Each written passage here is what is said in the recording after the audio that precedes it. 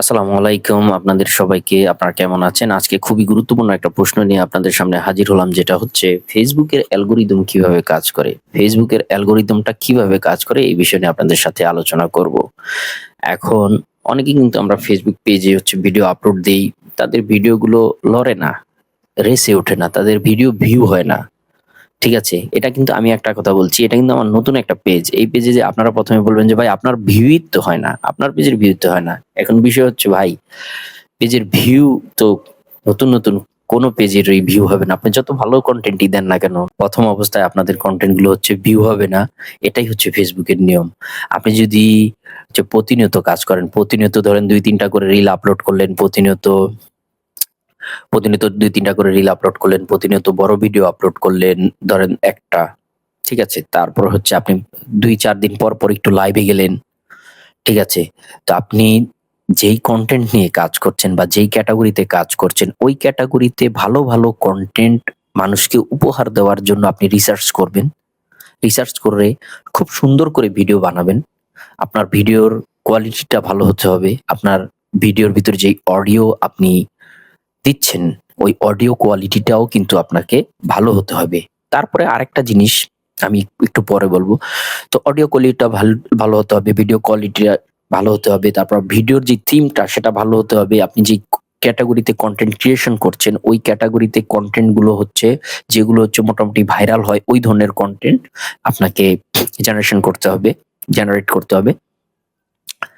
তো ওই ধরনের কনটেন্ট গুলো যদি আপনি অডিয়েন্সকে উপহার দেন, যদি ভালো মানের কনটেন্ট উপহার দেন, সেক্ষেত্রে কিন্তু আপনার পেজের ভিউ অটোমেটিক্যালি ভাবে বাড়বে।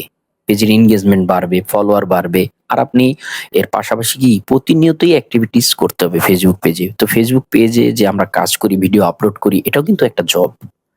আমরা যদি প্রতিনিয়ত কোনো চাকরি করি, জব করি, আমরা যদি প্রতিনিয়ত না যাই, সেক্ষেত্রে কিন্তু আমাদের ওরকম ধরনের সেলারিটা কিন্তু আমরা পাবো না। সেলারি কাটতে মাস শেষে দেখা যাবে আমাদের সেলারির সব অংশই চলে যাবে। তো এখন ফেসবুকটাও একটা কিন্তু জব।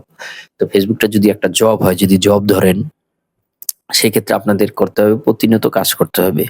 তো আর যে ক্যাটেগরিতে কনটেন্ট মানে তৈরি করবেন, ওই ক্যাটেগরিতে কনটেন্ট সবচেয়ে ভালো মানের কনটেন্ট দেওয়ার চেষ্টা করবেন। সেক্ষেত্রে কিন্তু ফেসবুক আপনার পেজটাকে ফর ইউ পেজে রিকমেন্ডেশন করবে।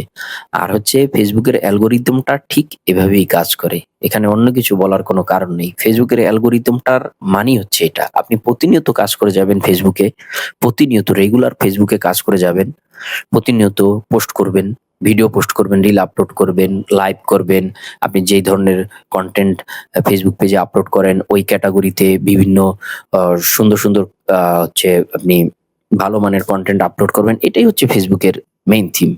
আপনি আরেকটা কথা বলি আপনাদেরকে, যে ফেসবুক নতুন একটা পেজ খুললেন, এখন ফেসবুকে আপনার আপনি পেজে খুলেই আপনি ভিডিও দেওয়া শুরু করলেন আর আপনার ভিডিও ভাইরাল হয়ে যাবে।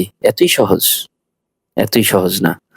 আপনি পেজ খুললেন, পেজে আপনি ১ মাস ২ মাস কাজ করতে হবে। রেগুলার নিজস্ব কনটেন্ট গুলো হচ্ছে আপলোড করতে হবে। ওই ক্যাটেগরিতে নিজস্ব কনটেন্ট গুলো আপলোড করতে হবে।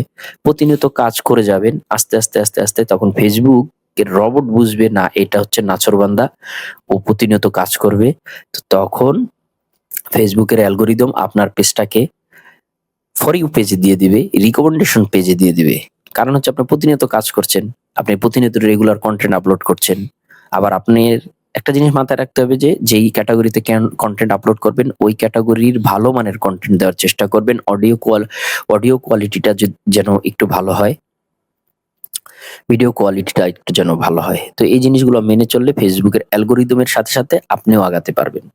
তো মেইন বিষয়টা হচ্ছে এটাই যে ফেসবুকে অ্যালগরিদম হিসেবে কাজ করতে গেলে আপনাকে নিয়মিত কাজ করতে হবে।